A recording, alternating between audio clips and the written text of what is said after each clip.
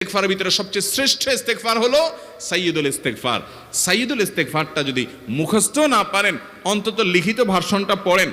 সাইয়্যিদুল ইস্তেগফারের যে অর্থ, এটার যে মর্ম, বড় হৃদয়গ্রাহী ভাই, বড় মর্মস্পর্শী। ইমানদার এটার অর্থের দিকে তাকায় যদি পড়ে, তো তার অন্তর না গলে পারে না। আল্লাহুম্মা আনতা রব্বি, হে আল্লাহ আপনি আমার রব, আপনি আমার পালনকর্তা লাগেন। আপনার সাথে আমার এই সম্পর্ক, আমি আপনার গোলাম, আপনি আমার রব, এই সম্পর্কটা আপনার সাথে আছে।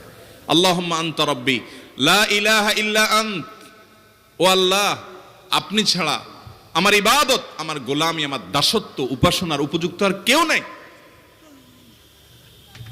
আল্লাহুম্মা আনতা রব্বি লা ইলাহা ইল্লা আন্ত খালাকতানি, আপনি আমাকে সৃষ্টি করেছেন। ওয়া আনা আবদুক, আল্লাহ আমি আপনার গোলাম। দেখেন কিভাবে আল্লাহর সাথে সম্পর্কটার কথা